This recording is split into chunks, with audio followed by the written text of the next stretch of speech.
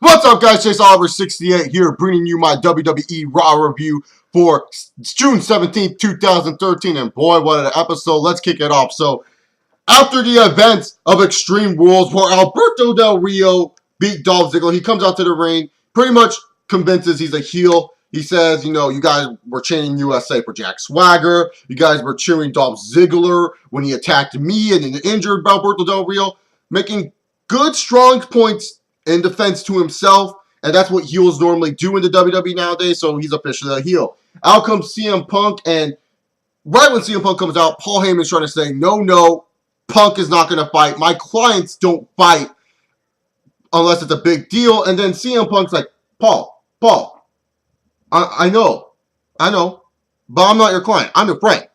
Paul, Dolph Ziggler deserves the goddamn world title, putting over Ziggler in the process.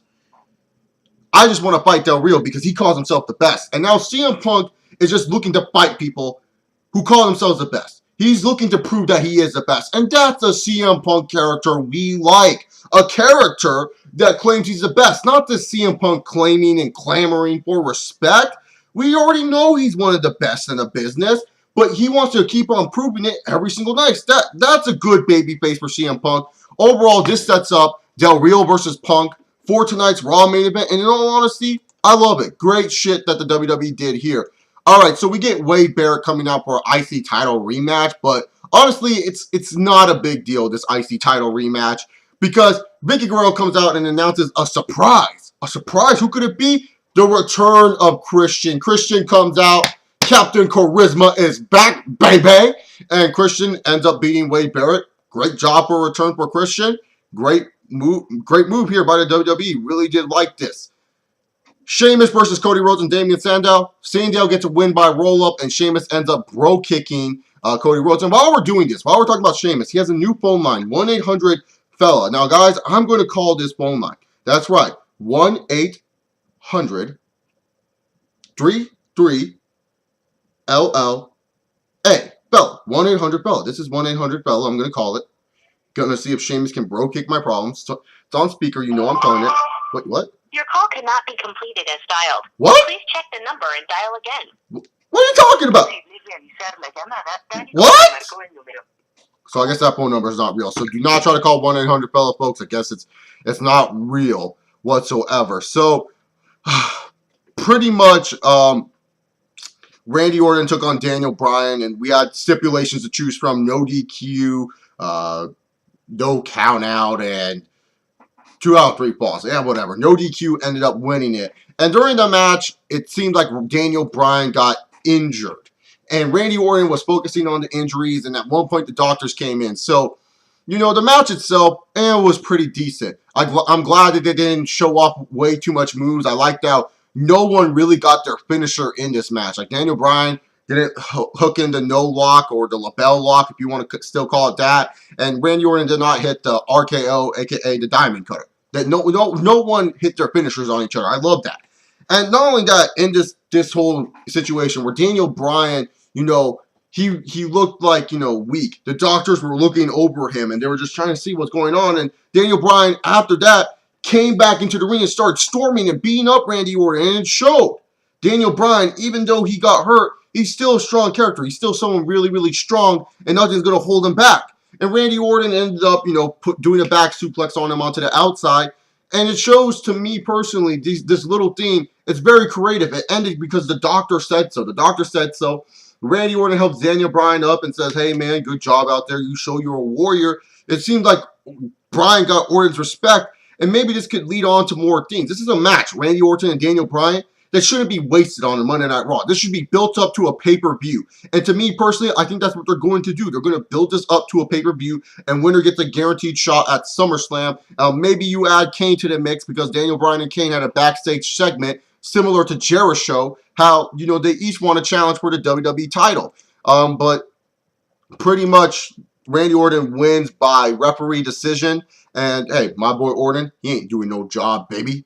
Hell no, Randy Orton ain't doing no job, brother. All right, so AJ Lee comes out, but who gives a shit? AJ Lee doesn't matter, because out comes the Queen Bee, Stephanie McMahon, the $1 billion princess. And she walks down to that ring and buries the living shit out of AJ Lee. Buries her. She learned those promos from Triple H. And the best part is that when Caitlyn came out to that very ring, Stephanie says, "Don't you dare interrupt me again." Loved it. Stephanie ran gold tonight. And it was cool. Divas got more action. So after that, Caitlyn beats up AJ Lee, and Caitlyn's nipples slipped out. And it led to a lot of men being excited.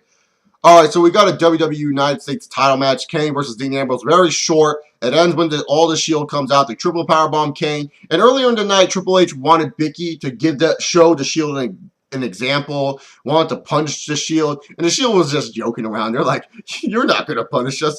This is a joke, right? This is a joke. You're not punishing us." And then Vince comes along and he's like, "Hey, I love you guys. You show ruthless aggression." And it was hilarious. I just loved it.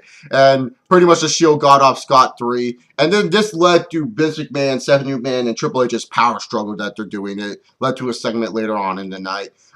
Triple H also had a segment that was pretty funny saying, "You didn't book RVD back for Money in the Bank. I did. What would have happened if CM Punk never confronted Alberto Del Rio? You wouldn't have made that match." It was a pretty good segment. Cesaro is now aligned with Zeb Coulter, and he beat William Regal. Really refreshing for the Cesaro character. In fact, I'm not even going to talk about this segment next. The reason being is I'll just save it for later. Let me just get through most of the matches. Heath Slater lost to Chris Jericho. And I ain't going to do anything. Chris Jericho just decided to wrestle them just because, and it was short and it was sweet. Our new IC champion, Curtis Axel, beat Sin Cara. Hey, WWE, how come Sin Cara didn't showcase more moves? Why? I understand you're trying to get Curtis Axel over, but you could also have gotten Sin Cara more fan support by doing those damn Hurricanranas. Just saying. All right, now let's talk about two segments that ended the show. First off, it was rumored last night Mark Henry was retiring. That's what everyone was speculating. WWE.com speculating it. Mark Henry's tweets showed it, and pretty much everyone thought Mark Henry was retiring. So out comes John Cena. He cuts a fucking 2005 promo. I swear, this shit was from 2005. I really didn't care about it. And then out comes Mark Henry. Mark Henry comes down to the ring, and you just think like, oh, maybe he's just saying goodbye. And so Mark Henry comes out to the ring. You know, he cuts a good promo. He says, "My biggest regret is I never won, I never won the WWE Championship." And then Cena gives him the belt, and Mark holds it, and then Mark goes, "Here, you can have it back. You're going to become one of the greatest WWE champions of all time." He's taking us fans. The fans are into it. We're chanting Henry, sexual chocolate, one more match. A couple Mae Young jokes from the fans out there. Like, everyone's into it. And Mark Henry looks even into it, and he talks about his baby girl that cries every time he leaves. And then later on, he says, "You know what? Daddy's coming home." And everyone's like, "Yeah!" And then you think this is the proper send-off for Mark Henry. Cena comes out. They hold the WWE Championship. I literally was just like, man, dude, why is Henry retiring? And then all of a sudden, Cena goes to hug Mark Henry. And Mark Henry just lifts Cena up. Boom! Roll strong and slams him. That's what he do! Mark Henry, genius. This is genius booking by the WWE.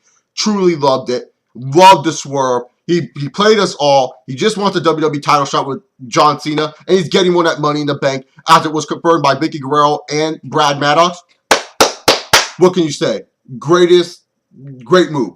Not the greatest move ever, but one of the greatest scenes I've seen on my TV set in a while. This was great. It was pulling on your heartstrings a little bit. You actually thought this dude was done in the business, but he still got some stuff left in the tank, baby.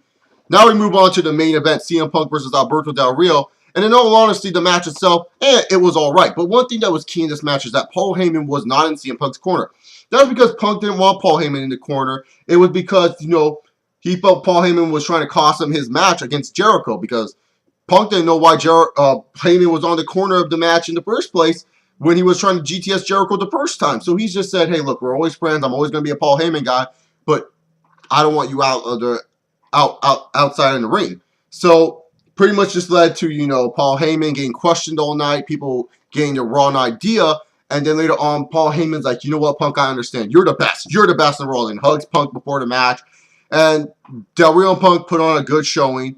Del Rio loses by countout, but then out comes Ziggler. Ziggler comes out against the doctor's will to kick the living shit out of Del Rio. This leads to them fighting out the backstage. And I said, something big is happening. They wouldn't have Ziggler come out, and they wouldn't have Del Rio and Ziggler go backstage unless something big was happening, and it did. Brock Lesnar's music hits.